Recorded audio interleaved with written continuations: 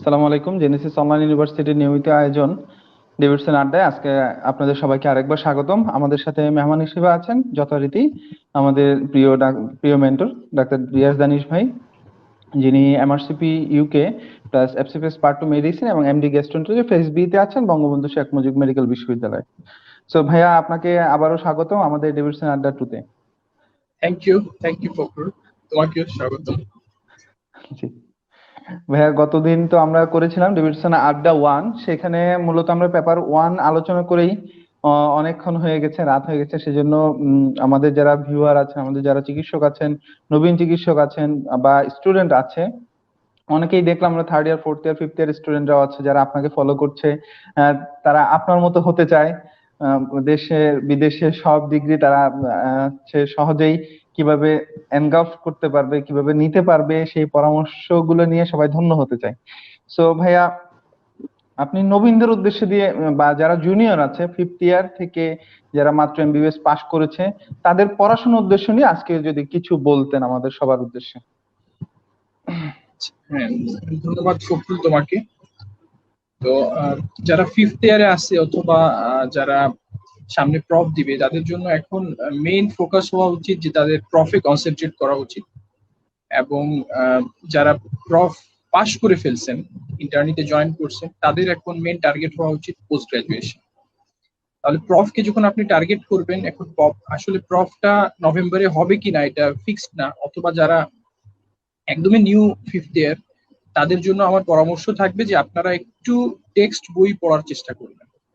আপনারা টেক্সট বই পড়ার চেষ্টা করবেন, কারণ পরীক্ষার কোশ্চেন গুলো কিন্তু কোনো হ্যান্ড নোট থেকে হয় না, কোনো কোশ্চেন ব্যাংক ফলো করেও অ্যাকচুয়ালি হয় না। পরীক্ষার কোশ্চেন গুলো কিন্তু টেক্সট বই থেকে হয়।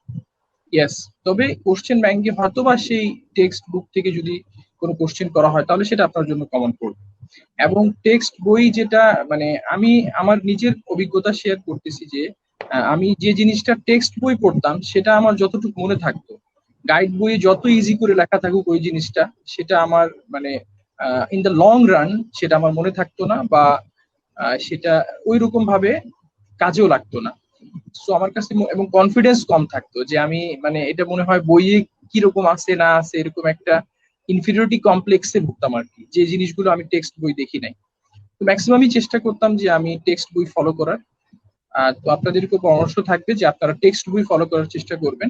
স্পেশালি যেমন যদি আপনি পোস্ট গ্রাজুয়েটকে যদি টার্গেট করেন, তাহলে টেক্সট বইয়ের ভিতরে যদি আমি মেডিসিনটাকে বলি, যেহেতু আজকে আমাদের ফোকাসটাই মেডিসিন, তাহলে মেডিসিনের যে অংশটা আপনি একটু বেশি করে বোঝার চেষ্টা করবেন সেটা হচ্ছে যে কোনো ডিজিজের শুরুতে একটু বলা থাকে যে ডিজিজের ক্লিনিক্যাল ফিচার বলা থাকে, সেই ক্লিনিক্যাল ফিচার একটু বোঝার চেষ্টা করবেন যে কি কি ক্লিনিক্যাল ফিচার কেন হচ্ছে, এটা একটু বোঝার চেষ্টা করবেন। এটা বুঝতে গেলে আপনার কিন্তু ডিজিজের প্যাথোফিজিওলজি জানা লাগবে। তো প্যাথোফিজিওলজি ডেভিডসনে যতটুকু দেয়া আছে এটা মানে পরীক্ষার জন্য এনাফ। তবে যদি আপনার টাইম থাকে, আপনি যদি একদম বিগিনার ফিফথ ইয়ার থাকেন, তাহলে এই প্যাথোলজি যেটা, সেটা আপনি একটু রবিনসের সাথে কোরিলেট করতে পারেন। তবে ডেভিডসন অ্যাটলিস্ট যদি আপনি একটু দেখতে পারেন, ইট ইজ গুড। আর একটা জিনিস আপনাদের এই কনসেন্ট্রেট করা উচিত যে ইনভেস্টিগেশন, অর্থাৎ কোনো ডিজিজ পড়ার সময় মেইনলি তিনটা জিনিস আপনি কনসেন্ট্রেট করবেন। ফার্স্ট হচ্ছে এর প্যাথোফিজিওলজি, সেকেন্ড হচ্ছে এর ক্লিনিক্যাল ফিচার, থার্ড হচ্ছে ইনভেস্টিগেশন। ম্যানেজমেন্ট যে পার্টটা, ইয়েস, ম্যানেজমেন্ট পার্টটার ক্ষেত্রে আমার রিকমেন্ডেশন থাকবে এটা যে আপনি কমন যে ডিজিজ গুলো, যেগুলো ইমার্জেন্সি কন্ডিশন, এ ধরনের ম্যানেজমেন্ট গুলোকে অবশ্যই করতে হবে। আদারওয়াইজ অন্যগুলো আপনি জাস্ট একটু হেডলাইন জানলে হবে, জাস্ট একটু হেডলাইন যদি আপনি জেনে যান তাহলে হবে। আমার মনে হয় যে তাহলে মানে পড়াটাকে একটু গুছায় আনা যাবে, এবং বেশি পড়তে গেলে অ্যাকচুয়ালি দেখা যায় যে কিছুই মনে থাকে না। এই ঝামেলা থেকে আমরা আশা করি যে মুক্ত হতে পারবো। ধন্যবাদ ভাইয়া আপনাকে সবার উদ্দেশ্যে বলার জন্য। বিশেষত এটা ফাইনাল প্রপ বা ফিফথ ইয়ারে যারা আছেন তাদের উদ্দেশ্যে। আর যারা পাশ করে গেছেন তারা যদি গাইডলাইন নিতে চান বা দেশের বাইরে কোনো ডিগ্রি করতে চান, তাদের জন্য যথারীতি জেনেসিস এবং জেনেসিস পরিবার মেডিসিনের ক্ষেত্রে আমরা যেটুকু বলবো সেটা হচ্ছে আমাদের এফসিপিএস পার্ট ওয়ান রিলেটেড পড়াশোনা করাই আমরা, প্লাস হচ্ছে এমআরসিপি রিলেটেড পড়াশোনাগুলোকে আমরা সাহায্য করি, এবং সাথে এমডি রিলেটেড বা ডিপ্লোমা রিলেটেড সাবজেক্ট গুলোতে চান্স পাওয়ার আমরা পড়াশোনাকে আমরা এগিয়ে নিতে সাহায্য করি। এক্ষেত্রে এফসিপিএস পার্ট ওয়ানে আমরা দুই ধরনের ব্যবস্থা রেখেছি। যাদের ডিভিশন পড়া নাই, সাথে বেসিকও একটু কম পড়া আছে বা বেসিক রিলেটেড পড়াশোনা আবার করতে হবে, তাদের জন্য আমাদের ডেভিডসন প্লাস ব্যাচ। আর যাদের ডেভিডসন পড়াটা অতটা গুছিয়ে নাই, বা এক দুবার পার্ট ওয়ান পরীক্ষা দিয়েছেন, চান্স পাচ্ছেন না, বা এমডি পরীক্ষা দিবেন, বা প্রিপারেশন নিয়েছেন 1 বছর পর এমডি পরীক্ষা দিবেন, তাদের জন্য আমাদের হচ্ছে ডেভিডসন পার্ল ব্যাচ, যেখানে ডেভিডসনের মুক্তগুলোকে আমরা খুঁজে খুঁজে আপনাদের সামনে উপস্থাপন করার চেষ্টা করি। সো ভাই, আমরা যথারীতি আমাদের নতুন টপিক আজকে চলে যাই। সেটা হচ্ছে আমাদের পেপার 2 নিয়ে আলোচনা করি।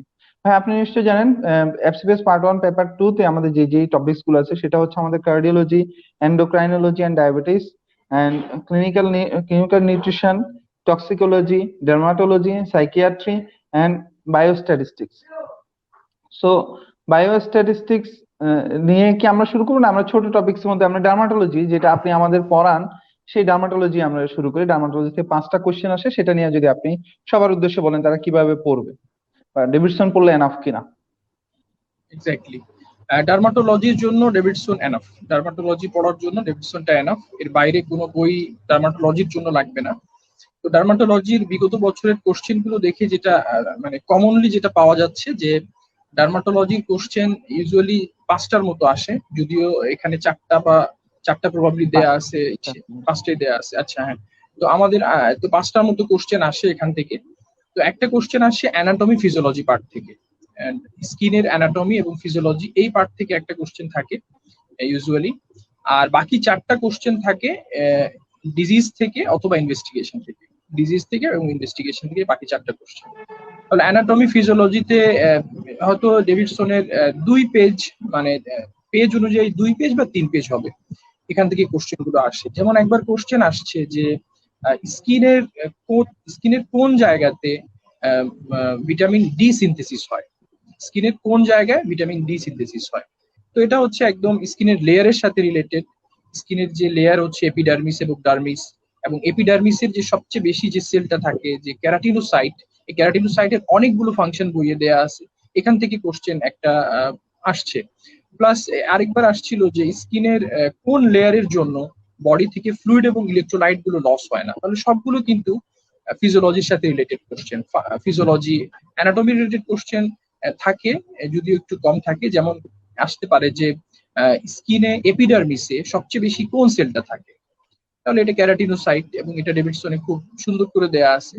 এরকম থাকতে পারে যে ডার্মিসের কোন সেলটা সবচেয়ে বেশি থাকে, এখানে ডার্মিস যেহেতু একটা কানেকটিভ টিস্যু, এখানে কানেকটিভ টিস্যু সেলটাই সবচেয়ে বেশি থাকবে, এবং কানেকটিভ টিস্যুতে সবচেয়ে বেশি যে সেলটা থাকে সেটা হচ্ছে fibroblast. So being a part of connective tissue, ডার্মিসের ভিতরে ফাইব্রোব্লাস্টটা সবচেয়ে বেশি থাকে।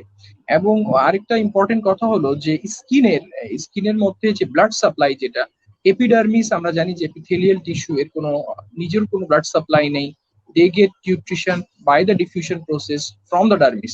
তাহলে ব্লাড ভেসেল যদি বলা হয় যে কোন লেয়ারে থাকে, তা আনসার হবে সেটা যে ডার্মিসে থাকে। এরকম করে আমরা অ্যানাটমি ফিজিওলজি অংশটুকু এখান থেকে একটা কোশ্চেন কমন পাবো। এরপরে যদি চলে আসি, অনেক সময় একটা কোশ্চেন আসে ইনভেস্টিগেশন থেকে। ইনভেস্টিগেশন থেকে কিরকম কোশ্চেন থাকতে পারে, যে স্কিনের ভিতরে যে হাইপার সেন্সিটিভিটি রিয়াকশন গুলো হয়, আমরা যদি বিভিন্ন বইয়ে আমরা দেখছি যে স্কিনের ভিতরে টাইপ 1, টাইপ 2, টাইপ 3, টাইপ 4 সব ধরনের হাইপার সেন্সিটিভিটি রিয়াকশন হয়। তাহলে স্কিনের টাইপ 1 কোন হাইপার সেন্সিটিভিটি, কোন ডিজিজে হাইপার সেন্সিটিভিটি হচ্ছে, টাইপ 4 কোন হাইপার ডিজিজে হচ্ছে। একবার কোশ্চেন আসছে যে স্কিনের ভিতরে যে অ্যাটপিক ডার্মাটাইটিস, এটার জন্য কোন টেস্টটা সবচেয়ে হেল্পফুল। তাহলে অ্যাটপিক ডার্মাটাইটিস আমরা জানি যে এটা হচ্ছে একটা type 1 hyper sensitivity, type 1 hyper sensitivity. এবং এখানে যে টেস্টটা ইম্পর্টেন্ট সেটা হচ্ছে প্রিক টেস্ট। প্রিক টেস্টের মাধ্যমে এটাকে ডায়াগনোসিস করা হয়। তো ক্লাসে আমরা যখন বলি তখন বলি যে টাইপ 1 হচ্ছে প্রিকের আই, যেটা আই হচ্ছে জাস্ট লাইক 1, তাই না? যদি আই PRI কে প্রিক, তাহলে আইটা দেখতে অনেকটা রোমান 1 এর মতো। তো রোমান 1 এর মতো, এই জন্য এটা প্রিক টেস্ট। তো এই জিনিসটা আমি এই জন্য বলি যে আমার হচ্ছে যখন আমি নিজে FCPS পার্ট 1 দেওয়ার জন্য প্রস্তুতি নিচ্ছিলাম, তখন আমার এটা খুব প্যাচ লাগতো যে প্রিক টেস্ট এবং প্যাচ টেস্ট কোনটা হচ্ছে অ্যাটোপিক ডার্মাটাইটিসে করতে হবে। পরীক্ষার সময় জাস্ট এই যদি আপনার ক্লিয়ার না থাকে কনসেপশনটা, এই জায়গাতে গিয়ে আপনি পড়ে গেছেন, কিন্তু পরীক্ষার হলে ঢুকে এই দুইটার ভিতরে আপনার একটা কনফিউশন তৈরি হতে পারে। যাই হোক, তো এরকম ইনভেস্টিগেশন রিলেটেড একটা দুটো কোশ্চেন থাকতে পারে। মোস্টলি ডিজিজ থেকে কোশ্চেনই থাকে, বাকি 4টা কোশ্চেন মোস্টলি ডিজিজ থেকে থাকে। তাহলে অ্যাটোপিক ডার্মাটাইটিসও একটা ডিজিজ, এখান থেকে একটা কোশ্চেন থাকতো। আরেকটা কোশ্চেন থাকে স্কিনের ইনফেকশন থেকে। ইউজুয়ালি ইনফেকশন, এটা it can be fungal infection, it can be leprosy, so এরকম একটা ইনফেকশন থেকে কোশ্চেন, অথবা স্কিনের কোনো ভাইরাল ইনফেকশন, কোনো ওয়ার্ড থেকে কোশ্চেন থাকতে পারে, অথবা ব্যাকটেরিয়াল ইনফেকশন লাইক সেলুলাইটিস অথবা ইরাইসিপিলাস, এগুলো থেকে কোশ্চেন থাকতে পারে স্কিনের। এরপরে যদি আমরা বলি যে ইনফেকশন থেকে একটা আসলো, আরেকটা কোশ্চেন থাকে ইমিউনোবুলাস ডিজিজ থেকে। ইমিউনোবুলাস ডিজিজ থেকে কোশ্চেন প্রত্যেকবারই আসছে। কোনো কোশ্চেন যতগুলো আমি শুনছি বা আমি নিজেও যখন পরীক্ষা দিছি, এখান থেকে কোশ্চেন আসছেই একটা। তাহলে ইমিউনোবুলাস ডিজিজ থেকে কোশ্চেন যেটা থাকে যে ইমিউনোবুলাসের ভিতরে তিনটা মেইন ডিজিজ, যে একটা হচ্ছে যে বুলাস পেমফিগয়েড, পেমফিগাস ভালগারিস, আরেকটা হচ্ছে ডার্মাটাইটিস হার্পেটিফর্মিস। এই তিনটা থেকে যে কোনো একটা কোশ্চেন থাকে। কোশ্চেন কি থাকে? কোশ্চেন আগের মতো, যে এখানে মেইনলি যেটা থাকে যে এটার কনফার্ম করা হয় কিভাবে ডায়াগনোসিসটা, অথবা কোন ধরনের বুলাস, যদি কোন বুলাস থাকলে সেটা পেমফিগয়েড হবে, কোন বুলাস থাকলে সেটা পেমফিগাস ভালগারিস হবে, কোথায় ইচিং থাকবে, কোথায় ইচিং থাকবে না, কোথায় স্কিনের কোন লেয়ারটা এফেক্টেড হবে। সো এরকম কোশ্চেন একটা পরীক্ষার হলে মানে খুব কমনলি থাকবে, ইমিউনোবুলাস একটা থাকবেই। আচ্ছা, এরপরে যে কোশ্চেনটা থাকে ইউজুয়ালি, সেটা হচ্ছে যে এরপরে যে কোশ্চেনটা একটা সোরিয়াসিস থেকে ইউজুয়ালি একটা কোশ্চেন আসে, কমনলি একটা সোরিয়াসিস থেকে কোশ্চেন থাকে। তাহলে সোরিয়াসিস আর ইনফেকশনের ভিতরে একনি থেকেও কোশ্চেন থাকতে পারে, একনি একটা খুবই ফেভারিট টপিক। তাহলে এই পাঁচটা কোশ্চেন মেইনলি, যে একটা হলো অ্যানাটমি ফিজিওলজি পার্ট, সেকেন্ড হচ্ছে স্কিনের ইমিউনোবুলাস ইনফেকশন, আর এরপরে হচ্ছে ইমিউনোবুলাস ডিজিজ, এরপরে হলো একটা যে সোরিয়াসিস থেকে কোশ্চেন থাকে। আর এরপরে যে কোশ্চেনটা থাকে, এই কোশ্চেনটা মানে 5 নম্বর কোশ্চেনটা খুবই আনসার্টেন, এটা কোন জায়গা থেকে থাকবে। এটা থাকতে পারে কমনলি যেটা থাকে যে স্কিনের কিছু লেশন আছে, যেমন ডার্মাটাইটিস স্কিনের যে লেশন গুলো আছে, যেমন পায়োডার্মা গ্যাংগ্রিনোসাম, ইরাইথেমা নডোসাম, ওকে, এইগুলোর কজ গুলো থেকে কোশ্চেন থাকে, অথবা ড্রাগ ইনডিউসড লুপাস, এরকম কিছু বক্স থেকে, মানে বিশেষ করে এমসিকিউ বেসড কোশ্চেন, এরকম একটা কোশ্চেন গুলো থাকে। তাহলে মোটামুটি এই 5টা কোশ্চেন ইউজুয়ালি থাকে। আরেকটা রেয়ারলি আসে যে প্রেগনেন্সির সাথে স্কিনে কি কি ডিজিজ হতে পারে, আর অ্যাট্রোপিক ডার্মাটাইটিস, এটা আমরা আগেই বলছি। মোটামুটি এইগুলো থেকে কোশ্চেন বেশি থাকে। এছাড়া রেয়ারলি কিছু টপিক আসতে পারে, যেমন লাইকেন প্লানাস, যদি খুবই ইম্পর্টেন্ট টপিক, এটা এখান থেকে কোশ্চেন থাকতে পারে, স্ক্যাবিস থেকে কোশ্চেন থাকতে পারে, আরেকটা হচ্ছে পরফাইরিয়া কিউটেনিয়া টার্ডা। সো এর বাইরে ইউজুয়ালি কোনো কোশ্চেন আসে না।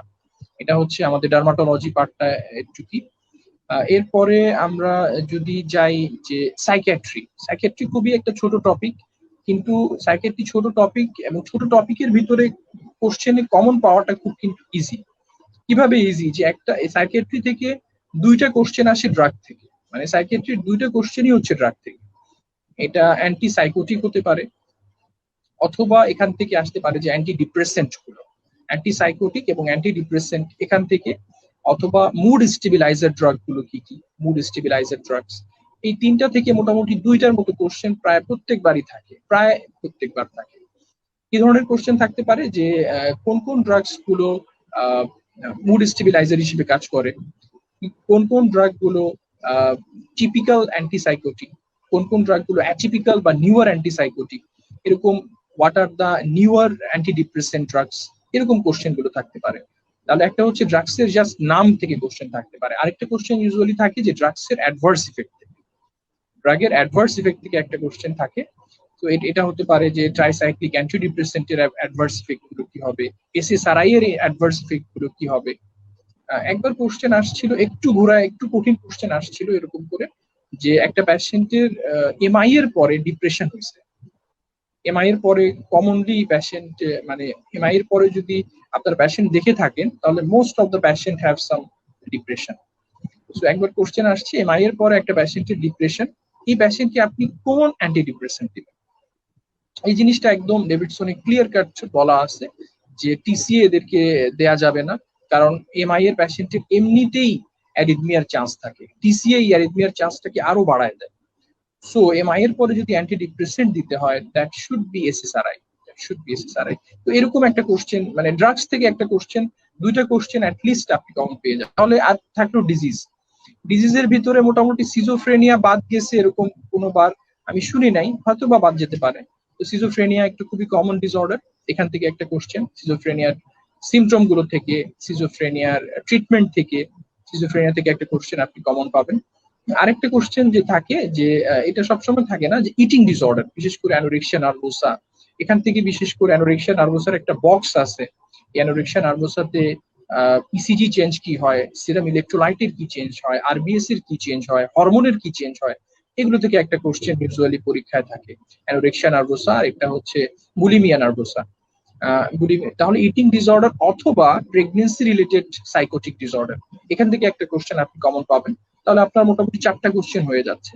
ফিফথ কোশ্চেনটা এখানেও একটা কোশ্চেন অ্যাকচুয়ালি মানে খুব একটু আনকমন টপিক থেকে ইউজুয়ালি আসে, যেমন এটা আসতে পারে সুইসাইড থেকে আসতে পারে, এটা পোস্ট ট্রমাটিক স্ট্রেস ডিসঅর্ডার থেকে থাকতে পারে।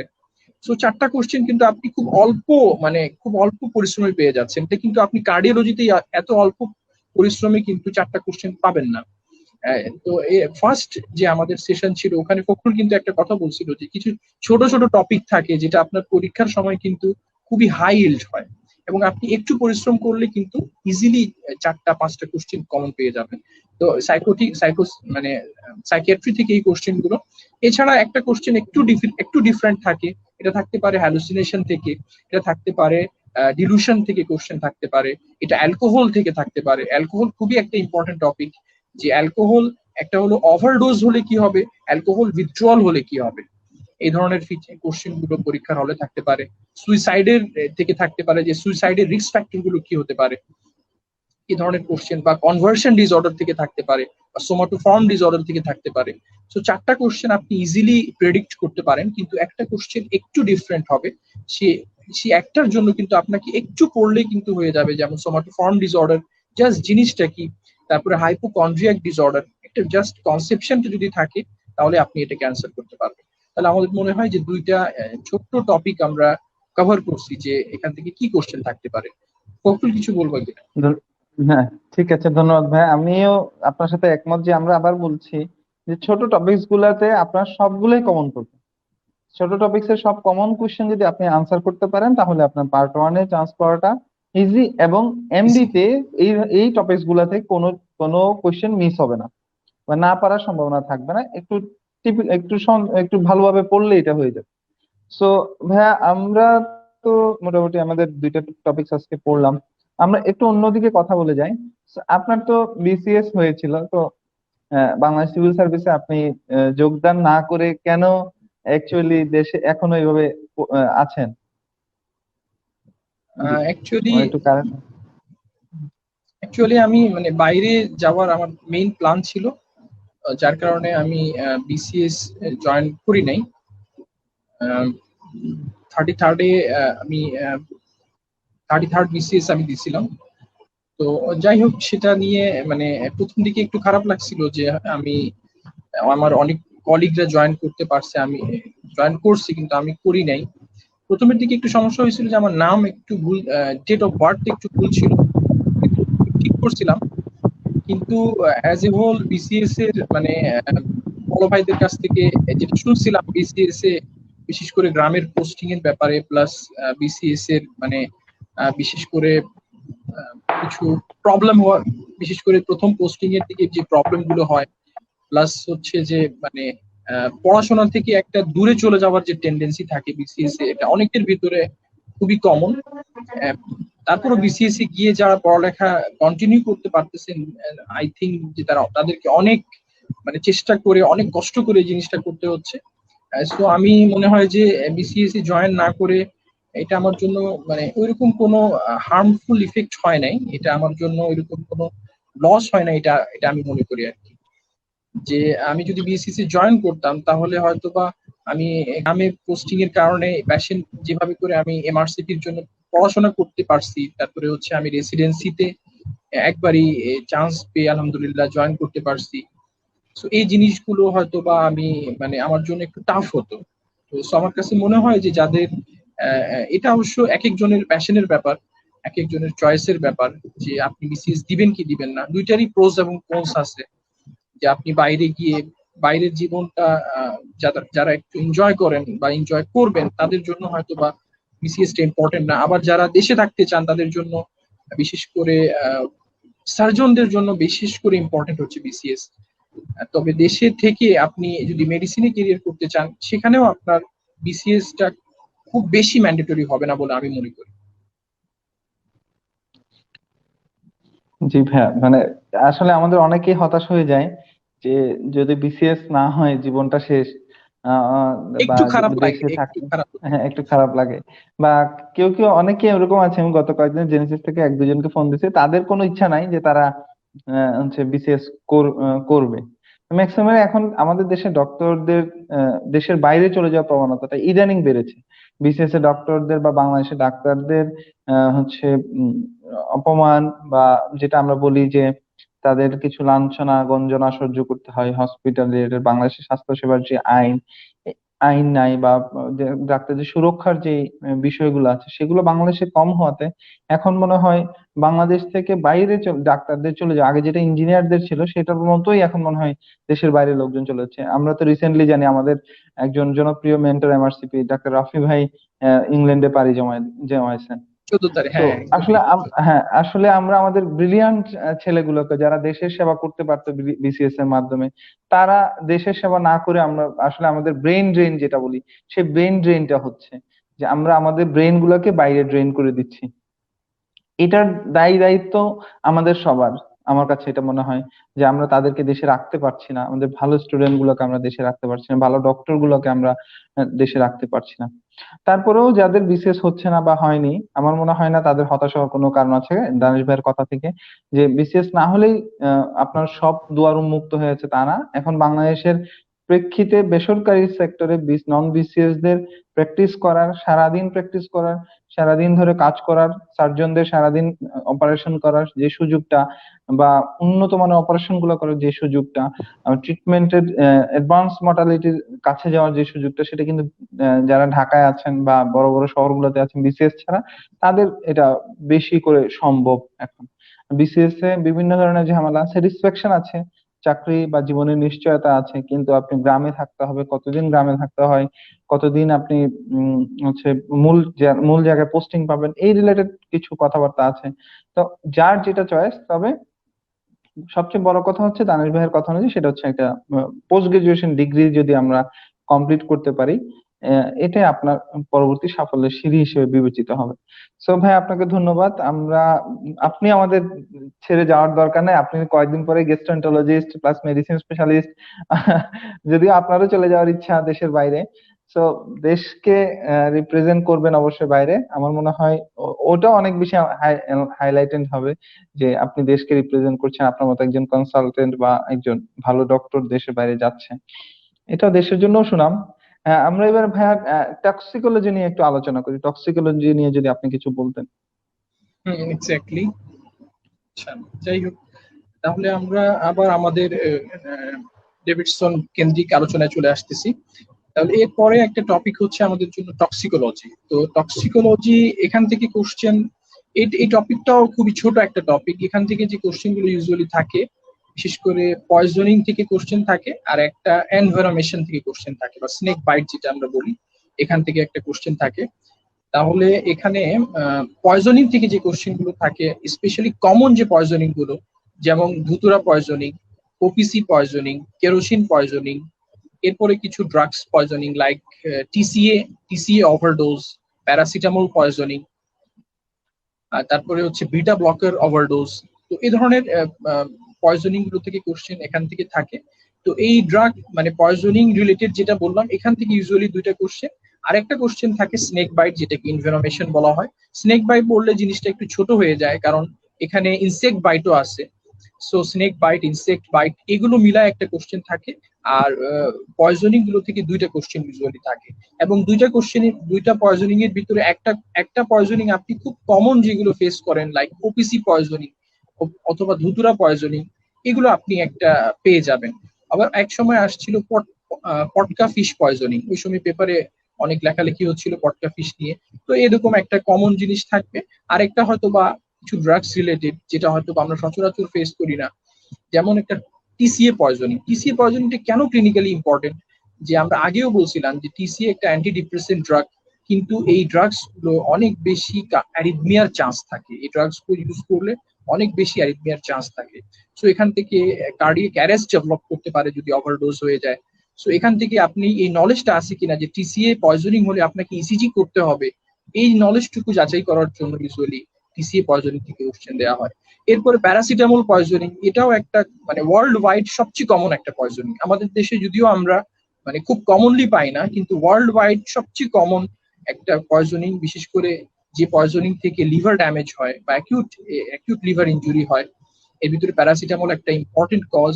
এবং ইভেন প্যারাসিটামল পয়জনিং এর কারণে একটা প্যাশেন্টের লিভার ট্রান্সপ্লান্টও লাগতে পারে। সো প্যারাসিটামল পয়জনিং এ কখন অ্যানেসিটাইলসিস্টিন দিতে হবে, কখন প্যাশেন্টকে লিভার ট্রান্সপ্লান্ট করতে হবে, ক্লিনিক্যাল ফিচার গুলো কি হবে, এই জিনিসটুকু আমাদের জন্য important from the part of the paracetamol poisoning. Beta ব্লকারও কার্ডিয়াক, এটা হচ্ছে অ্যারিথমিয়া ট্রিটমেন্ট। আবার যখন বিটা ব্লকার ওভারডোজ হয়ে যায় তাহলে এখান থেকে আবার অ্যারিথমিয়া ডেভেলপ করতে পারে। এবং মজার ব্যাপার হচ্ছে যে বিটা ব্লকার ওভারডোজ হলে ট্রিটমেন্ট কিন্তু এপিনেফ্রিন না। বিটা ব্লকার যদি ওভারডোজ হয়ে যায় তাহলে এখানে গ্লুকাগন দিয়ে প্যাশেন্টকে ম্যানেজ করা হয়, গ্লুকাগন দিয়ে। সো যাই হোক, এগুলো আপনি পড়ার সময় আরো ইজিলি মানে আরো ইজি হবে, বা ক্লাস করার পরে জিনিসগুলো ইজি হবে, এই ধরনের একটা কোশ্চেন ফেস করবে। আর স্নেক বাইট থেকে যেটা আমরা বলছিলাম, স্নেক বাইট থেকে ইম্পর্টেন্ট যে আপনার স্নেক বাইটের কিছু ক্লিনিক্যাল ফিচার দেয়া আছে, দুইটা বক্স আছে, যে বিভিন্ন সিনড্রোম যেমন নিউরোলজিক্যাল ফিচার কোন স্নেক বাইট থেকে হচ্ছে, তারপরে হেমাটোলজিক্যাল অ্যাবনর্মালিটি কোন স্নেক বাইট থেকে হচ্ছে। একটা স্নেক বাইটের প্যাশেন্টের আমরা স্ক্রিনিং হিসেবে কি টেস্ট করি, যেমন একটা স্নেক বাইটের প্যাশেন্ট আসলে, যারা বিশেষ করে ওয়ার্ডে কাজ করেছেন, এখন তো করোনা পরিস্থিতির জন্য কেউ করতে পারতেছেন না, যারা বিশেষ করে একটু ট্রেনিং করছেন তারা দেখছেন যে স্নেক বাইটের প্যাশেন্ট আসলে আমরা যেটা করি যে একটা টেস্ট টিউবে প্যাশেন্টের ব্লাড রেখে দিই। এটা খুবই ইম্পর্টেন্ট এবং একটা খুব ইনিশিয়াল স্টেপ, যাতে প্যাশেন্টের যদি ব্লাড দেখি আমরা যে প্যাশেন্টের ব্লাড দেরিতে কোয়াগুলেট করতেছে, তাহলে প্যাশেন্টের কোয়াগুলোপ্যাথি যদি থাকে, এই প্যাশেন্টগুলোকে অ্যান্টিভেনম দেয়া লাগবে।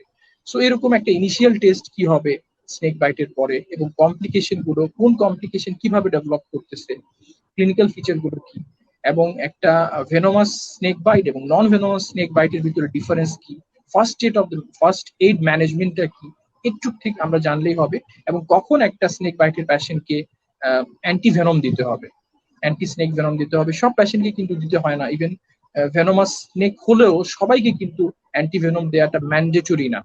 যদি আমরা দেখি যে প্যাশেন্টের কোনো কমপ্লিকেশন ডেভেলপ করতেছে তখন আমরা দেই। অবশ্যই যদি এটা অ্যান্টিভেনমটা অ্যাভেলেবল থাকে এবং যদি আমাদের কাছে হাই সাসপিশন হয় যে এটা হচ্ছে venomous snake bite, we should proceed for the antivenom. তা কিন্তু এবং স্নেক বাইটের একটা মজার ব্যাপার হচ্ছে যে স্নেক বাইটের ক্ষেত্রে মেজরিটি স্নেক বাইট হচ্ছে নন ভেনোমাস, এবং নন ভেনোমাস স্নেক বাইটে প্যাশেন্ট বেশি, আমি যেটা দেখছি যে অনেক প্যাশেন্ট তাদের লিম্ব লস হয়, তাদের হচ্ছে যে মানে হাত পা কেটে ফেলতে হয়। কি কারণে? আমি যখন ডিএমসি তে ট্রেনিং করতেছিলাম, একটা প্যাশেন্ট আসছে, সেই মনে হয় বরিশাল বা আশেপাশ থেকে একটা প্যাশেন্ট আসছে, তো তার পায়ে একটা স্নেক বাইট হয়েছে, এবং স্নেক বাইটের কিছু মার্কও দেখা যাচ্ছে, মাল্টিপল ফ্ল্যাঙ্কস মার্ক, এবং ওখান থেকে তার ওই পায়ের ওখানে এত জোরে মানে ওই গামছা দিয়ে এত জোরে প্যাচ দিচ্ছে যে তার পুরো পাটা ইডেমাটাস হয়ে গেছে, কোনো পালস পাওয়া যাচ্ছে না। তো প্যাশেন্টটা almost was to loss his limb. So এরকম মানে বেসিক ফার্স্ট এড ম্যানেজমেন্ট, এরকম ফার্স্ট এড ম্যানেজমেন্টের ক্ষেত্রে এত বেশি প্রেশার অ্যাপ্লাই যেটা, এটা হচ্ছে নট অ্যাডভাইসড। সো এরকম একটা ফার্স্ট এড ম্যানেজমেন্ট আপনার নলেজ থাকতে হবে। তাহলে এটা হচ্ছে আমাদের টক্সিকোলজি থেকে। এরপরে যদি আমরা চলে যাই যে ক্লিনিক্যাল নিউট্রিশনটা, এটা Davidson is enough for this.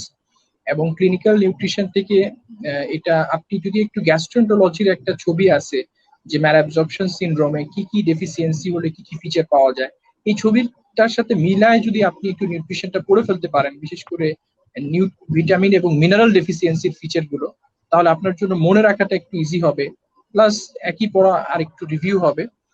তো নিউট্রিশনাল ডেফিসিয়েন্সি থেকে যেটা থাকে যে ভিটামিন ডেফিসিয়েন্সির ফিচার গুলো কি, ইম্পর্টেন্ট মিনারেল ডেফিসিয়েন্সির ফিচার গুলো কি, এবং ইম্পর্টেন্ট মিনারেলের ভিতরে আমরা জানি যে zinc is one of the most important mineral. তারপরে আয়রন ডেফিসিয়েন্সির ফিচার, এটা আমরা সবাই জানি। এরকম মিনারেল ডেফিসিয়েন্সির ফিচার এবং ভিটামিন ডেফিসিয়েন্সির ফিচার, এগুলো থেকে কোশ্চেন থাকে। প্লাস হচ্ছে যে নিউট্রিশন থেকে ইম্পর্টেন্ট হচ্ছে over nutrition and under nutrition. Over নিউট্রিশনের ভিতরে হলো অবেসিটি। অবেসিটিটা ইম্পর্টেন্ট, বিশেষ করে অবেসিটির কমপ্লিকেশন কি ডেভেলপ করতে পারে, এবং অবেসিটির কারণে অবেসিটি ম্যানেজমেন্টের ক্ষেত্রে কি কি মেজার নিতে হবে, স্পেশালি অবেসিটিতে কখন সার্জারি করা লাগবে, একটা অবেস প্যাশেন্টের কখন সার্জারি করা লাগবে এই ইন্ডিকেশনটা, এবং বিএমআই অনুযায়ী যে অবেসিটির যে ক্লাসিফিকেশন এই সম্পর্কে একটা নলেজ দরকার। এবং ম্যাল নিউট্রিশন থেকে যেটা ইম্পর্টেন্ট যে ম্যাল নিউট্রিশনের ফিচার গুলো, বিশেষ করে এদের ক্লিনিক্যাল ফিচার গুলো প্লাস হচ্ছে ইনভেস্টিগেশন ফিচার গুলো, এবং কিভাবে ম্যাল অ্যাবজর্পশন ম্যাল নিউট্রিশনটা প্রিভেন্ট করা যায় এই সম্পর্কে একটা মানে এখান থেকে কোশ্চেন একটা আপনারা ফেস করবেন। তো মোটামুটি নিউট্রিশন থেকে এই ধরনের কোশ্চেনই থাকে। এরপরে আমরা মেডিকেল স্ট্যাটিস্টিক। তো অ্যাকচুয়ালি আমি মানে সেই প্রথমে স্বীকার করা উচিত যে মানে স্ট্যাটিস্টিক আমি যখন পরীক্ষা দিছিলাম আমি স্ট্যাটিস্টিক মোটামুটি পারতামই না। তবে আমাকে কয়েকজন মানে বলছিলেন যে বিশেষ করে এক ভাই ছিলেন, উনি জেনেসিস ক্লাস নিতেন। তো আমি বলছিলাম যে আমি স্ট্যাটিস্টিক পড়বো না, তুমি বলছি এরকম করার দরকার নাই, তুমি মানে তোমাকে কিছু কোশ্চেন পাঠাচ্ছি, তুমি জাস্ট ওই কোশ্চেন গুলো একটু পড়ে দেয়। তো আমি ওটাই করছিলাম। উনি আমাকে প্রায় মানে এছাড়া আমি পার্ট ওয়ানের সময় আর কারো কাছ থেকে কোনো ওইরকম হেল্প নেওয়ার সুযোগ হয় নাই। তো ওই ভাই আমাকে হচ্ছে প্রায় বায়োস্ট্যাটিস্টিকের 30টার মতো কোশ্চেন পাঠাইছিলেন, এবং লাকিলি বা আনলাকিলি আমার 3টা কোশ্চেন মোটামুটি ওখান থেকে কমন পড়ে গেছিল। আমি জানি না এটা কি কোইন্সিডেন্ট কিনা, বাট ওই 30টা কোশ্চেন ওই সময় 30টা বা 35টা কোশ্চেন হবে, এখান থেকে আমি মোটামুটি 3টা কোশ্চেন কমন পেয়ে গেছিলাম। তো স্ট্যাটিস্টিক এখন এখন কি ধরনের কোশ্চেন আসছে স্ট্যাটিস্টিক থেকে এটি সম্পর্কে আমার ক্লিয়ার আইডিয়া নেই। তো আমাদের সময় যে কোশ্চেন গুলো আমি পাইছিলাম যে একটা স্টাডি থেকে, বিশেষ করে স্টাডি ডিজাইন গুলো থেকে, যে ক্রস সেকশনাল স্টাডি কোথায় করা হয়, তারপরে হচ্ছে কেস কন্ট্রোল স্টাডি কোথায় করা হয়, ওকে, এরপরে হচ্ছে র্যান্ডমাইজড কন্ট্রোল ট্রায়াল এটা কোথায় করা হয়, কেস সিরিজের কি ইম্পর্টেন্স, কেস রিপোর্টের কি ইম্পর্টেন্স, এগুলো থেকে কোশ্চেন আসছিল।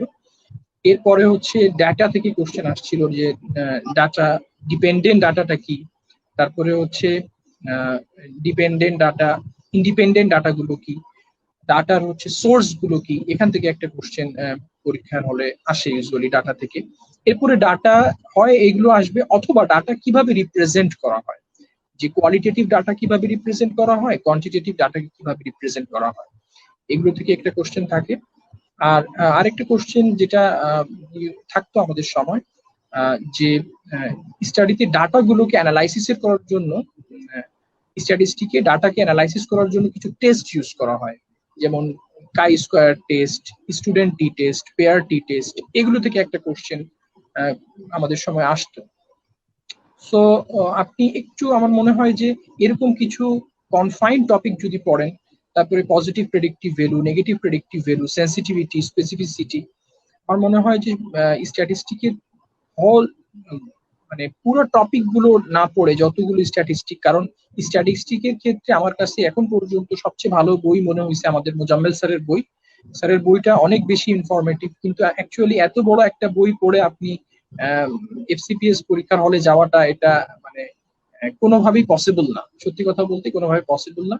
তবে এই যে টপিক গুলো যেগুলো আমি শেয়ার করছি, এটা যদি আপনি পড়ে যান, আপনি অ্যাটলিস্ট 3টা কোশ্চেন পরীক্ষার হলে কমন পাবেন আমার মনে হয় স্ট্যাটিস্টিকটা। আর আপনি স্ট্যাটিস্টিক মানে 5টা কোশ্চেনই কমন পাওয়াটা খুবই চাপ স্ট্যাটিস্টিক থেকে। এটা কিন্তু মানে 5টা কোশ্চেন কমন পাইছে কেউ এরকম আমার জানা নাই যে স্ট্যাটিস্টিক থেকে 5টাই কোশ্চেন কমন পাইছে। এবং অন্যান্য ছোট টপিক থেকে 5টা কোশ্চেন কমন পাওয়াটা ইজি, কিন্তু স্ট্যাটিস্টিক থেকে আপনি মানে টার্গেটই করা উচিত যে অল্প কিছু জিনিস করে, এবং জিনিসটা অ্যাকচুয়ালি ইনিশিয়াল যারা বিগিনার তাদের জন্য একটু বোরিং। মানে এখন স্ট্যাটিস্টিকটা এত বেশি ডিফিকাল্ট লাগে না এর জন্য, কারণ আমি নিজেও একটা, যেহেতু আমরা ফখরুল ইসে আছে, রেসিডেন্সিতে আছে এখন ফেজে, সো যখন ফেজ বি তে যাবে তখন ফার্স্ট কাজই থাকবে যে আমাদের একটা থিসিস করতে হবে। থিসিস করতে গেলে তখন ডাটার কথাগুলো আসে, তারপর একটা স্টাডি ডিজাইন বিষয়গুলো চলে আসে, তখন আমাদেরকে এখন তো অ্যাকচুয়ালি পড়তেই হয়, মানে এগুলো স্ট্যাটিস্টিক পড়তেই হয় অ্যাকচুয়ালি। তো অ্যাকচুয়ালি স্ট্যাটিস্টিক এই জিনিসগুলোকে আমাদের আন্ডার গ্রাজুয়েট থেকেই আমাদের ইজি করে দেওয়ার কথা ছিল। বিশেষ করে কমিউনিটি মেডিসিনে একটা জিনিস থাকে যে আমাদের ওই ফিল্ড ভিজিট করতে হয়, এবং ফিল্ড ভিজিটের পরে একটা অ্যাকচুয়ালি একটা হ্যান্ড আউট দিতে হয়, যে আমাদের একটা স্টাডি করে একটা সাবমিট করতে হয়। আমরা যেটা মানে আমাদের সময় যেটা ছিল যে আমরা সবাই ডাটা কালেকশন করছিলাম, আর কয়েকজন মিলে ওই হ্যান্ড আউটটা তৈরি করছে, তৈরি করার পরে সেটা আমরা জাস্ট জমা দিয়ে দিচ্ছি। কি আমাদের মানে বলা ছিল যে আমরা কি করব, আমাদের হচ্ছে জিজ্ঞেস করছে মানে কি কি ডাটা কালেকশন করছো, কিভাবে করছো, তারপর এগুলো জিজ্ঞেস করবে, তারপর স্টাডি ডিজাইন কি, মানে কি হয়েছে আমি কিন্তু কিছুই জানি না, কিভাবে কি করছে তারা, আমি কিন্তু কিছুই জানতাম না। আমি শুধু জানতাম যে আমরা একটা ক্রস সেকশনাল স্টাডি করছি, আমরা একটা গ্রামে গেছিলাম, কিছু ডাটা কালেক্ট করছি, একটুক বলছি, আমার মোটামুটি তাতেই স্যাররা খুব খুশি। তো এই জিনিসগুলোকে যদি আরেকটু আমাদের মানে হাতে কলমে যদি ওই সময় একটু শেখানো হতো, বা জিনিসটাকে যদি একটু ইম্পর্টেন্স দেওয়া হতো, এটাকে যদি অ্যাপ্রিসিয়েট করা হতো, তাহলে হয়তো আমাদের জন্য বায়োস্ট্যাটিস্টিক বা স্ট্যাটিস্টিকটা আরো ইজি হয়ে যায়। যাই হোক, তো ছোট টপিক গুলো সম্পর্কে আমাদের মোটামুটি ডিসকাশন শেষ। ফখরুল কি আর কিছু? হ্যাঁ, না, বায়োস্ট্যাটের ব্যাপারে যেটা বলতে চাই, বায়োস্ট্যাটের আসলে আমাদের যে ডেভিডসন পার্ল আর প্লাস বেচে আমরা কিন্তু বায়োস্ট্যাটের আলাদা করে লেকচার নিই। তো যদিও পার্ল বেস বা শুধুমাত্র ডেভিডসন পড়া হয়, এই জিনিসটাকে লক্ষ্য করে আমরা আপনার বায়োস্ট্যাটটা সবার জন্য ক্লাসটা আয়োজন করি। এছাড়াও আমাদের মোজাম্মেল স্যারকে দিয়ে জেনেসিস অনলাইন ইউনিভার্সিটি বায়োস্ট্যাটের আলাদা একটা ওয়ার্কশপ করেছে। এটা আমরা আশা করি এটা রেগুলার বেসিসে যদি করতে পারি, বায়োস্ট্যাটটাকে যদি মেডিকেলের একদম থার্ড ইয়ার থেকে বা ফোর্থ ইয়ার থেকে সবার মাথায় ঢুকাই দেওয়া যায়, তাহলে যে বায়োস্ট্যাট নিয়ে যে যেই প্রস এন্ড কনস গুলো আছে, বা যে ভুল বা যে কাঠিন্য বলি আমরা, যে অনেক বেশি কঠিন মনে করে সবাই, এটা যদি বড় বড় স্যারদের মাধ্যমে আমরা যদি ঢুকাই দিতে পারি, তাহলে বায়োস্ট্যাট নিয়ে ভয়টা দূর হবে। এবং তখন কিন্তু 5 মার্কস যেটা, সেটা 10 মার্কস চলে আসবে। তো আমরা ভাইয়া মোটামুটি 40 মার্কস নিয়ে, পেপার টু 40 মার্কস নিয়ে আলোচনা করলাম। এখন সবচেয়ে গুরুত্বপূর্ণ যে দুইটা চ্যাপ্টার, সেটা হচ্ছে আপনার কার্ডিওলজি এবং এন্ডোক্রাইনোলজি। এন্ডোক্রাইনোলজি তো সেখান থেকে 15-15-30টা কোয়েশ্চেন আসে, অলমোস্ট 60 মার্কস। 60 মার্কস নিয়ে এখন যদি আপনি আমাদের একটু ডিটেলস বলেন, তাহলে আমাদের যারা শুনছেন আমাদেরকে বা পরবর্তীতে শুনবেন, তারা অনেক বেশি উপকৃত হবে। এক্স্যাক্টলি। তো আমি ফখরুলের কথার সাথে আরেকটু বলতে চাই যে অ্যাকচুয়ালি পোস্ট গ্রাজুয়েশনে যারা আমরা আছি, বিশেষ করে এফসিপিএসএ অথবা রেসিডেন্সিতে যারা আছেন, যারা থিসিস করতেছেন, আমরা এখনো কিন্তু মোজাম্মেল স্যারের ক্লাসগুলো করি। কারণ আমার কাছে মনে হয়েছে যে অ্যাকচুয়ালি আমি বেশি স্ট্যাটিস্টিকের ক্লাস করি নাই, তবে আমাদের বিএসএমইউ তে ক্লাস অ্যারেঞ্জ হয়, ওই ক্লাসগুলো আমরা করছি। কিন্তু একটা বায়োস্ট্যাটিস্টিককে এত মানে মানে সাহিত্যিক ভাবে প্রেজেন্ট করা, মানে একটু প্যালাটেবল ভাবে প্রেজেন্ট করা, এটা আমার মনে হয় যে মানে এরকম মোজাম্মেল স্যারের মতো প্যারালাল লোক বাংলাদেশে হয়তো খুব কম। মানে যার প্রাইমারি ফিল্ড যদিও না, এমপিএইচ না, স্যার মেনলি বায়োকেমিস্ট্রি, কিন্তু বায়োস্ট্যাটিস্টিকটাকে উনি এত ইজিলি মানে রিপ্রেজেন্ট করেন, যেটা করার পরে মনে হয় যে বায়োস্ট্যাটিস্টিক আসলেই খুবই ইন্টারেস্টিং এবং খুবই সহজ। আমার মানে সবার প্রতি রিকোয়েস্ট থাকবে যে আপনারা মানে মার্কস এর জন্য না, আপনি কত মার্কস এখানে পাচ্ছেন সেটার ব্যাপারে না, স্যারের এই ক্লাসগুলো যদি জেনেসিস অনলাইন ইউনিভার্সিটিতে কি আপডেট আছে এখন ফখরুল? জি, জি, জি। না, এগুলো এখন যদি নাই, আপডেট, এটা আমরা ওয়ার্কশপ আয়োজন করি। আচ্ছা ওয়ার্কশপ যখন থাকবে, আমার মনে হয় যে আপনারা যদি এটা করেন, তাহলে অ্যাকচুয়ালি এটা একটা মানে ফোবিয়ার টপিক এবং একটা খারাপ লাগার একটা টপিক, এই জিনিসটা আপনার থাকবে না। আমার মনে হয় এই জিনিসটা সবাইকে অ্যাটেন্ড করা উচিত, কারণ আমি এখনো যদি চান্স পাই আমি এটাকে মিস করি না। স্যার আমাদের ডিপার্টমেন্টেও ক্লাস নিচ্ছেন, এবং স্যারের ক্লাসগুলো স্টুডেন্ট থেকে শুরু করে যারা আমাদের টিচার আছেন তারাও বলেন যে স্যারের ক্লাসগুলো করে অনেক কিছু শেখা যায়। যাই হোক, তাহলে এখান থেকে আমি আমাদের মেইন টপিকে চলে যাই, যে কার্ডিওলজি। তো কার্ডিওলজি এবং নিউরোলজি, এটা আমার দুইটা টপিক আমার মানে খুবই মানে প্রথমের দিকে বিশেষ করে যখন আমি পরীক্ষা দিচ্ছিলাম, এই টপিক দুইটার প্রতি একটা মানে বড় রকমের একটা আতঙ্ক কাজ করতো। তবে নিউরোলজির পিছনে অনেক টাইম দেওয়া হয়েছিল। কার্ডিওলজি কার্ডিওলজিটা পড়ে কার্ডিওলজি থেকে যে কোশ্চেন গুলো আসে, কার্ডিওলজি কোশ্চেনের প্যাটার্নটা হচ্ছে এরকম যে কার্ডিওলজির ফিজিওলজি যে পার্টটা, কার্ডিয়াক ফিজিওলজি এবং অ্যানাটমি, এখান থেকে একটা বা দুইটা, সবসময় দুইটা কোশ্চেন আসে না, কখনো একটা কখনো দুইটা কোশ্চেন আসে।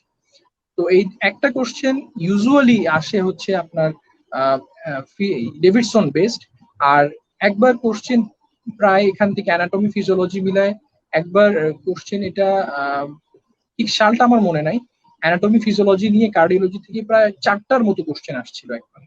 ওই একবারই আমি কোশ্চেন বেশি দেখছিলাম অ্যানাটমি ফিজিওলজি থেকে, আদারওয়াইজ একটা থেকে দুইটা কোশ্চেন ইউজুয়ালি কমনলি থাকে এখান থেকে।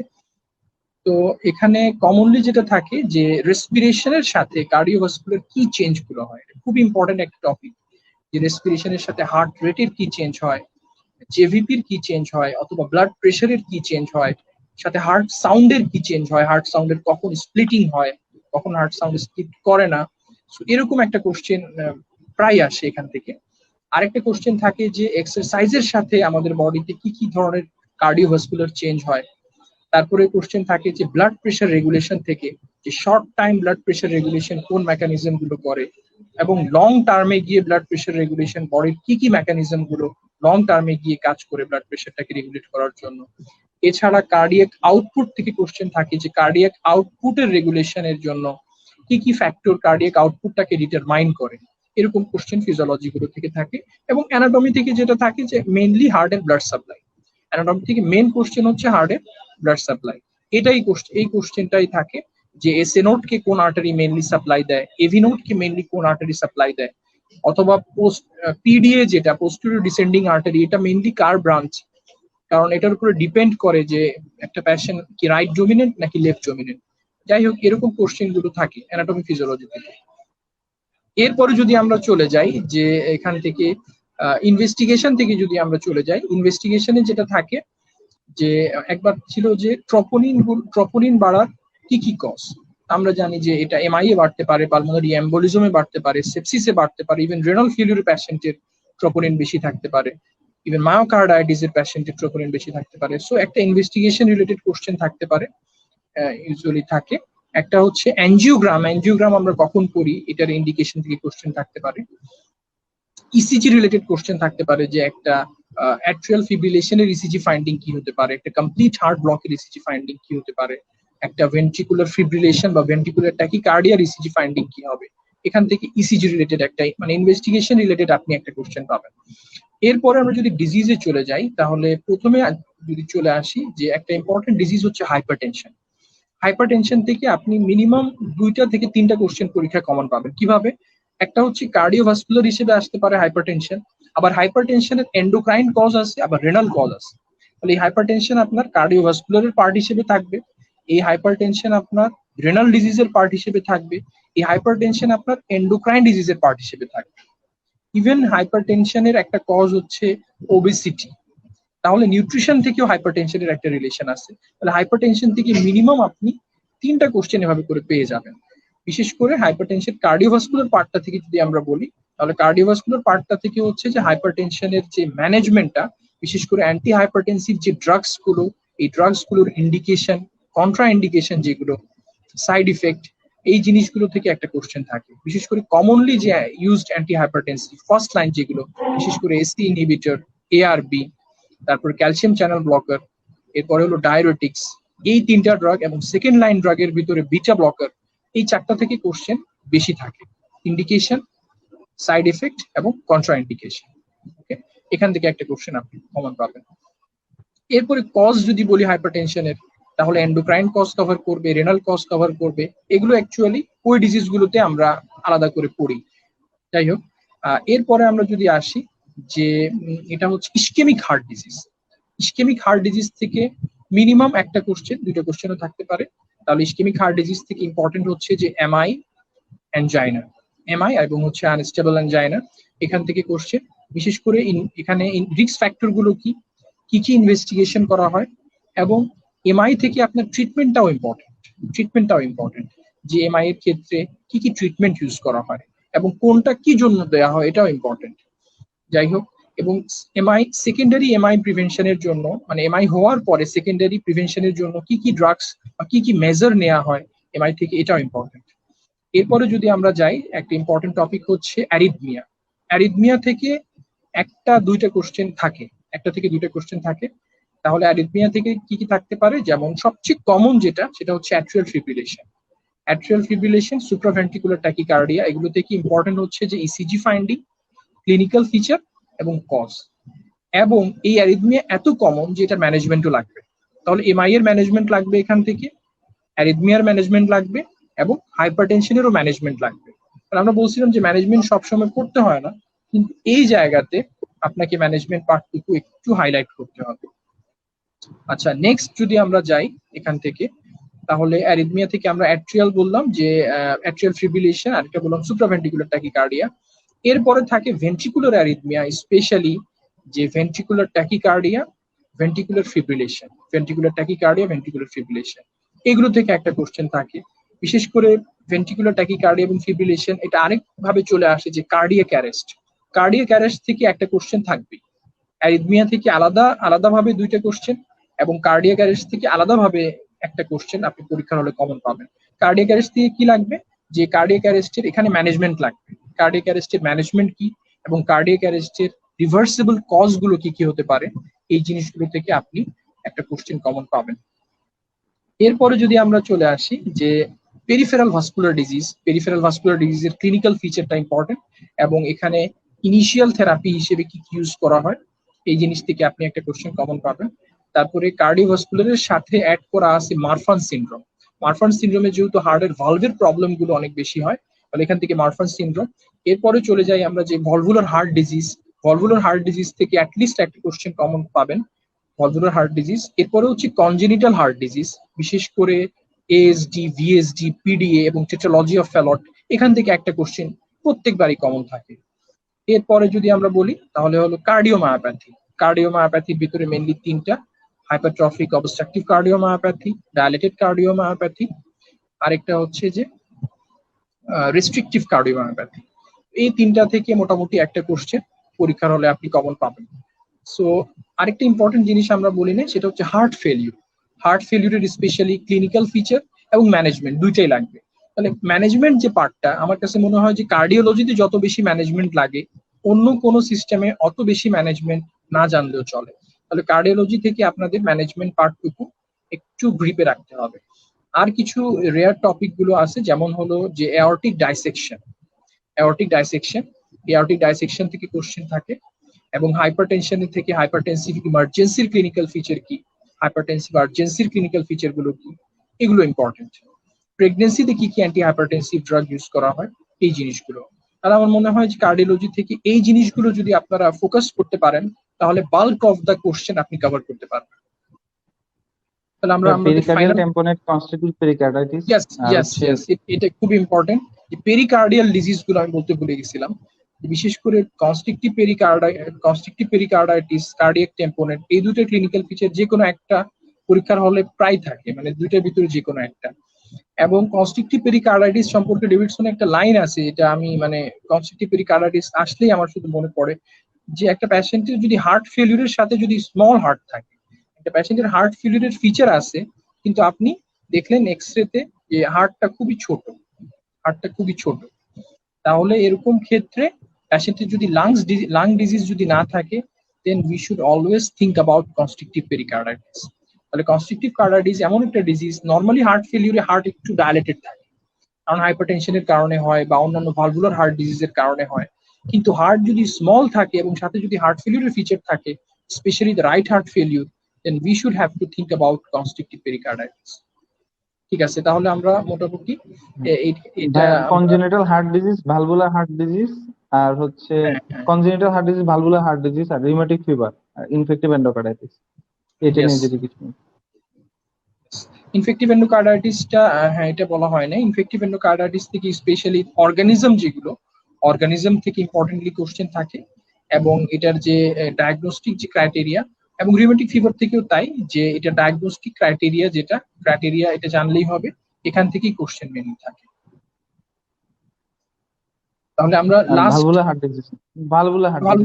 ভলভুলার আমরা বলছি যে ভলভুলার থেকে একটা ইউজুয়ালি থাকে, স্পেশালি মাইট্রাল অথবা অ্যাওর্টিক। আচ্ছা, এরপরে লাস্ট টপিক, এটা বলে মনে হয় আজকে শেষ করতে হবে, আমরা অনেক টাইম পার করে ফেলছি, এবং অ্যাকচুয়ালি টানা এতক্ষণ শোনা পসিবলও না। আমি মানে নিজেই অ্যাকচুয়ালি 40 মিনিট 20-30 মিনিটের বেশি অ্যাকচুয়ালি শুনতেই ভালো লাগে না। সো লাস্ট এন্ডোক্রাইন দিয়ে শেষ করে দিব আমরা আজকে। তাহলে এন্ডোক্রাইনে ইম্পর্টেন্ট হচ্ছে যে, এন্ডোক্রাইনে যদি আমরা আসি, তাহলে থাইরয়েড ডিজিজটা খুবই ইম্পর্টেন্ট। থাইরয়েড থেকে অ্যাটলিস্ট আপনি 2টা কোশ্চেন কমন পাবেন, 3টাও থাকতে পারে।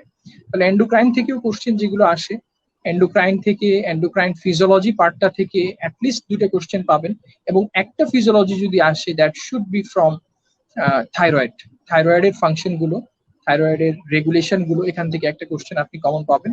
সেকেন্ড ইম্পর্টেন্ট যদি আমরা বলি তাহলে হচ্ছে যে কর্টিসল, কর্টিসলের যে কন্ট্রোল গুলো এবং কর্টিসলের রেগুলেশন, এটা খুবই ইম্পর্টেন্ট। আরেকটা হলো অ্যালডোস্টেরন, এই পার্টটা আমাদের জন্য ফিজিওলজির পার্ট থেকে খুবই ইম্পর্টেন্ট। এরপরে হচ্ছে ইনসুলিন, ইনসুলিন তাহলে ইনসুলিন, কর্টিসল, একটা হলো অ্যালডোস্টেরন, পিটুইটারি থেকে একটাই খুব ইম্পর্টেন্ট, সেটা হচ্ছে গ্রোথ হরমোন, আর গোনাডাল থেকে হচ্ছে ইস্ট্রোজেন, প্রোজেস্টেরন এবং টেস্টোস্টেরন। এগুলো থেকে প্রত্যেকবারই যে থাকে কোশ্চেন তা না, তবে খুব ইম্পর্টেন্ট হলো আমাদের থাইরয়েড, তারপরে হচ্ছে অ্যাড্রেনাল, আরেকটা হলো প্যানক্রিয়াসের ভিতরে আমাদের ইনসুলিন। ইনসুলিন এখান থেকে একটা কোশ্চেন, মানে 2-3টা কোশ্চেন এখান থেকে মানে মোটামুটি কভার থাকে, প্রত্যেকবারই কমন থাকে। এরপরে আমরা যদি ডিজিজে চলে আসি, স্পেসিফিক ডিজিজে, তাহলে আমরা প্রথমে চলে আসি যে থাইরয়েডে যদি চলে আসি, থাইরয়েড থেকে ইম্পর্টেন্ট হচ্ছে যে হাইপোথাইরয়েডিজম এবং হাইপারথাইরয়েডিজম। হাইপোথাইরয়েডিজম থেকে হাইপোথাইরয়েডিজমের ক্লিনিক্যাল ফিচার, হাইপোথাইরয়েডিজমের কজ গুলো, হাইপোথাইরয়েডিজমের ক্লিনিক্যাল ফিচার, হাইপোথাইরয়েডিজমের কজ, এবং ইম্পর্টেন্ট হচ্ছে যে এখান থেকে আমাদের লাগবে যে হাইপোথাইরয়েডিজমের ম্যানেজমেন্টটাও একটু ইম্পর্টেন্ট। স্পেশালি এখানে ওইরকম ম্যানেজমেন্ট না, বিশেষ করে যেটা মিক্সিডিমিক কোমা, যেটা মানে severe form of hypothyroidism, myxoedemic coma, এটার কিছু একটু নলেজ একটা লাগবে। এরপরে হচ্ছে হাইপারথাইরয়েডিজম থেকে ইম্পর্টেন্ট হচ্ছে ক্লিনিক্যাল ফিচার গুলো, এরপরে হচ্ছে হাইপারথাইরয়েডিজমের কজ গুলো, হাইপোথাইরয়েডিজমের হাইপো এবং হাইপারথাইরয়েডিজম দুইটারই কজ লাগবে, এবং এখানেও ম্যানেজমেন্টটা ইম্পর্টেন্ট। স্পেশালি আমরা জানি যে হাইপারথাইরয়েডিজমের প্যাশেন্টদের যে বিটা ব্লকার ইউজ করা হয়, কখন অ্যান্টি থাইরয়েড ড্রাগ গুলো ইউজ করতে হয়, এবং কখন প্যাশেন্টদেরকে রেডিওথেরাপি দিতে হয়, কখন সার্জারি দিতে হয়, সার্জারির ইন্ডিকেশন গুলো কি, এগুলো থেকে কোশ্চেন থাকতে পারে। আরেকটা ইম্পর্টেন্ট হচ্ছে থাইরোটক্সিক ক্রাইসিস, এগুলো যেহেতু মেডিকেল ইমার্জেন্সি, এ সম্পর্কে আপনাকে জানতে হবে। ওকে, তবে থাইরয়েড থেকে বিশেষ করে হাইপার থাইরয়েডিজমের ম্যানেজমেন্টটা বেশি ইম্পর্টেন্ট পরীক্ষার জন্য, এখান থেকে এমসিকিউ থাকে। এরপরে আমরা আসি যে আমাদের সময় থাইরয়েড থেকে যে কোশ্চেনটা আসছিল, এগুলোর পাশাপাশি একটা কোশ্চেন যে থাইরয়েডের বিশেষ করে হাইপোথাইরয়েডিজম এবং হাইপার থাইরয়েডিজমের নন স্পেসিফিক ফাইন্ডিং গুলো কি। নন স্পেসিফিক মানে ইলেকট্রোলাইটের উপরে কি ইফেক্ট, লিভার এনজাইমের উপরে কি ইফেক্ট, হরমোনের, তারপরে হচ্ছে যে লিপিড প্রোফাইলের উপরে থাইরয়েড হরমোনের কি ইফেক্ট, এরকম একটা বক্স আছে ডেভিডসনের, এখান থেকে একটা কোশ্চেন আমাদের আসছিল। তাহলে এটা হচ্ছে থাইরয়েড। এরপরে যদি আমরা চলে আসি অ্যাড্রেনাল গ্ল্যান্ডে, তাহলে অ্যাড্রেনাল গ্ল্যান্ডে সবচেয়ে ইম্পর্টেন্ট হচ্ছে আমাদের যে কর্টিসল, কর্টিসল রিলেটেড, যে এখানে কর্টিসল বেশি হলে কি হবে, কম হলে কি হবে। তাহলে বেশি হলে আমরা জানি যে কুশিং সিনড্রোম, এবং কম হলে তখন অ্যাডিসনস ডিজিজ। তো কুশিং সিনড্রোম থেকে কুশিং সিনড্রোমের ক্লিনিক্যাল ফিচার, কুশিং সিনড্রোমের কজগুলো, এই কজগুলো ইম্পর্টেন্ট, এবং হচ্ছে এর ক্লিনিক্যাল ফিচারটা ইম্পর্টেন্ট। আরেকটা ইম্পর্টেন্ট হচ্ছে এখান থেকে যে কুশিং সিনড্রোমের ইনভেস্টিগেশন। তাহলে কুশিং সিনড্রোম দিয়ে কিন্তু আপনার ম্যানেজমেন্ট লাগতেছে না, এখানে আপনার লাগতেছে কজ, এখানে আপনার লাগছে ইনভেস্টিগেশন। আরেকটা জিনিস লাগবে আপনার যে কুশিং সিনড্রোম থেকে, তাহলে মোটামুটি এগুলো জানলেই হবে কুশিং সিনড্রোম। এরপর অ্যাডিসনস ডিজিজ, অ্যাডিসনস থেকে ইম্পর্টেন্ট হচ্ছে এর ক্লিনিক্যাল ফিচার এবং এর ইনভেস্টিগেশন গুলো কি হবে। স্পেশালি আসে যে সবচেয়ে সিঙ্গেল বেস্ট একটা ইনভেস্টিগেশন, যেটা দিয়ে আমরা এটাকে কনফার্ম করতে পারি, এটা খুব ইম্পর্টেন্ট। আচ্ছা, তাহলে এরপরে যদি আমরা চলে আসি যে অ্যালডোস্টেরন, তাহলে অ্যালডোস্টেরন থেকে স্পেশালি ইম্পর্টেন্ট হচ্ছে কন সিনড্রোম, কন সিনড্রোমটা ইম্পর্টেন্ট। এরপরে যদি আমরা আসি পিটুইটারি থেকে, তাহলে পিটুইটারি থেকে ইম্পর্টেন্ট হচ্ছে যে প্যান হাইপোপিটুইটারিজমের ফিচার গুলো ইম্পর্টেন্ট, প্যান হাইপোপিটুইটারিজম। আরেকটা হচ্ছে অ্যাক্রোমেগালি, তারপরে প্রোল্যাক্টিনোমা, অ্যাক্রোমেগালি, প্রোল্যাক্টিনোমা, এটা ইম্পর্টেন্ট। এবং পিটুইটারি টিউমারের একটা ক্লিনিক্যাল ফিচারের একটা ফিগার দেয়া আছে ডেভিডসনে, এর ভিতরে বিভিন্ন ফিচার গুলো দেয়া আছে, এটা পড়লে আমার মনে হয় যে এই পার্টটুকু আমরা কভার করতে পারবো। সো এরপরে যদি আমরা যাই যে পিটুইটারির পরে আমরা একটা টপিক আসছে যে স্পন্টেনিয়াস হাইপোগ্লাইসেমিয়া। স্পন্টেনিয়াস হাইপোগ্লাইসেমিয়া, এই স্পন্টেনিয়াস হাইপোগ্লাইসেমিয়া থেকে কজ গুলো জানলেই হবে। ওকে, এর ডায়াগনস্টিক ক্রাইটেরিয়া, একটা হুইপল ট্রায়াড বলা হয়, হুইপল ট্রায়াড এবং এর ডায়াগনস্টিক ক্রাইটেরিয়া, এই দুটো আমরা কভার করতে পারলে আমাদের জন্য এনাফ। আচ্ছা, এরপরে আমরা চলে যাই যে রিপ্রোডাক্টিভ। রিপ্রোডাক্টিভ থেকে ইম্পর্টেন্ট হচ্ছে যে অ্যামেনোরিয়ার কজগুলো, অ্যামেনোরিয়ার কজগুলো এবং হার্সুটিজমের কজ। অ্যামেনোরিয়া এবং হার্সুটিজম, এখান থেকে একটা কোশ্চেন আপনি ইনভেরিয়েবলি কমন পাবেন। এবং ইম্পর্টেন্ট হচ্ছে Turner syndrome. Turner syndrome is important cause of amenorrhoea, এবং এটা এখান থেকে কোশ্চেন থাকে। তাহলে টার্নার সিনড্রোম এবং ক্লেনফেল্টার সিনড্রোম, এটা হচ্ছে একটা গাইনিকোমেশিয়ার কজ। তাহলে গাইনিকোমেশিয়া, হার্সুটিজম, আরেকটা হলো যে অ্যামেনোরিয়া, এই তিনটা থেকে আপনি রিপ্রোডাক্টিভ একটা কোশ্চেন পরীক্ষায় কমন পাবেন। আর অ্যাড্রেনালের একটা খুবই rare topic, congenital adrenal hyperplasia, পরীক্ষার জন্য এটা ইম্পর্টেন্ট একটা টপিক। বিশেষ করে এগুলো এমআরসিপির একটা ফেভারিট টপিক। এবং এখন কিন্তু যে কোশ্চেন গুলো হচ্ছে এফসিপিএস এর, যারা এমআরসিপি ওরিয়েন্টেড তারা দেখবেন যে এটা মোটামুটি এখন এমআরসিপি স্ট্যান্ডার্ডটাকে কভার করার চেষ্টা করতেছে, যেটা খুবই একটা ভালো নিউজ। যদি এফসিপিএস এমআরসিপি স্ট্যান্ডার্ড পুরোপুরি অর্জন করে নেয়, হয়তো বা এফসিপিএস করেই অনেকে হয়তো বাইরে যেতে পারবে। আমাদের যারা হেলথ সেক্টরে যারা আছেন তাদের জন্য বাইরে যাওয়াটা আরো ইজি হবে। সো তাহলে এটা হচ্ছে অ্যাড্রেনাল গ্ল্যান্ডের পার্ট থেকে হয়ে গেল, রিপ্রোডাক্টিভ হেলথ হয়ে গেল।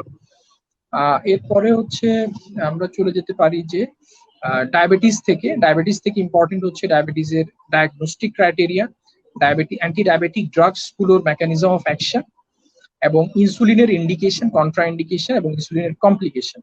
আর ডায়াবেটিস থেকে আরেকটা ইম্পর্টেন্ট হচ্ছে ডায়াবেটিসের কমপ্লিকেশন। ডায়াবেটিসের ভিতরে অ্যাকিউট কমপ্লিকেশন গুলো কি হবে এবং ক্রনিক কমপ্লিকেশন গুলো কি হবে, স্পেশালি হাইপোগ্লাইসেমিয়া, এর হাইপোগ্লাইসেমিয়ার ইন ডিটেলস, এর ম্যানেজমেন্ট, হাইপোগ্লাইসেমিয়ার প্রভোকিং ফ্যাক্টর গুলো কি, তারপরে হচ্ছে ডায়াবেটিক কিটো অ্যাসিডোসিস, এটার ম্যানেজমেন্ট ইম্পর্টেন্ট, এটার কজ কি এটা ইম্পর্টেন্ট।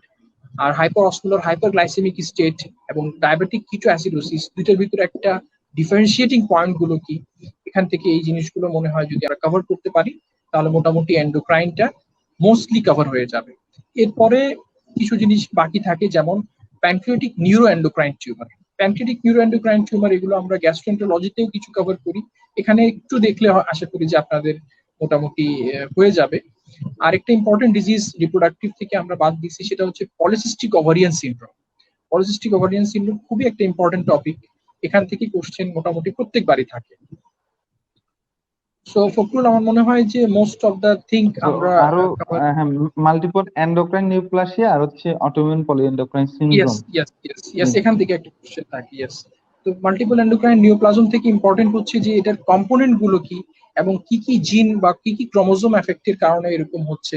আর অটোইমিউন পলিএন্ডোক্রাইন সিনড্রোম থেকেও তাই, যে কি কি কম্পোনেন্ট গুলো এটার, কাদের টাইপ 1 বেশি হচ্ছে, কাদের টাইপ 2 বেশি হচ্ছে, এটা করলে আমার মনে হয় যে মোটামুটি এন্ডোক্রাইনটা মোস্টলি কভার করতে পারবো আর কি আমরা।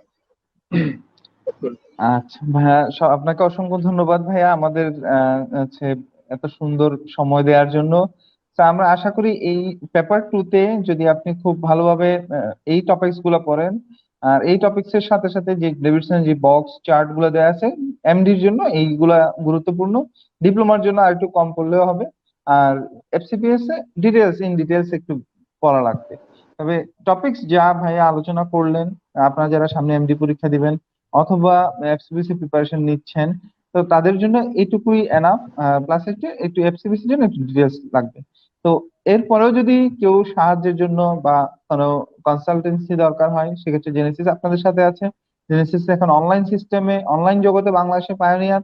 সেই অনলাইন সিস্টেমটাকে জেনেসিস অনেক বেশি ডেভেলপ করেছে। আপনারা আমাদের যে এক্সিস্টিং যারা স্টুডেন্ট আছে, অন্যান্য যারা স্টুডেন্ট আছে, আপনি তাদের সাথে কথা বলে জেনেসিস সম্বন্ধে ভালোভাবে খোঁজ নিতে পারেন। আর এখন যেহেতু নতুন একটা সম্ভাবনা দ্বার উন্মুক্ত হয়েছে, বাংলাদেশ বাংলাদেশের প্রত্যেকটা প্রান্ত থেকে জেনেসিসের সাথে সবাই সংযুক্ত হতে পারে। এর মধ্যে আমি গতবার যে কথাগুলো বলেছিলাম, গতকালকে একটা কথা বলেছি যে বিয়ানীবাজারে ডাক্তার শাহরিয়ারকে আমরা আমাদের স্টুডেন্ট ফোন দিয়েছিলাম। সে বললো যে ভাইয়া হচ্ছে আমার ইচ্ছা ছিল ঢাকায় এসে কোচিং করবো, কিন্তু অনলাইনের সুবাদে এখন আমি ঘরে বসেই কোচিং গুলো করছি, তা আমার আর ঢাকায় আসা লাগছে না। তো আপনি যদি কোয়ালিটি সার্ভিস চান, সেক্ষেত্রে টেকনাফে বসেও আপনি জেনেসিস সার্ভিসটা এখন পাবেন। আপনি এখন বান্দরবনে বসে, আপনি এখন রাঙ্গামাটিতে বসে, আপনি বরিশালে বসেও জেনেসিস সার্ভিস, রাজশাহীতে বসে জেনেসিস এর সার্ভিসটা এখন পাবেন। আপনি আপনার পড়াশোনা এই করোনার এই সময়ে পড়াশোনাকে এগিয়ে নিয়ে যেতে হবে, ডাক্তারদের পড়তে হবে, আজীবন আমৃত্যু পড়তে হবে। সো এই পড়াশোনাটাকে আপনি যদি উম, আপনি পোস্ট গ্রাজুয়েশনের জন্য পড়তে চান, তাহলে আহ আপনার জেনেসিস এর সাথে হাত ধরে আপনি চলতে পারবেন। এটুকু আহ, কথা বলে আমরা আমাদের আজকে লাইভ সেশন শেষ করছি। আপনাদেরকে অসংখ্য ধন্যবাদ।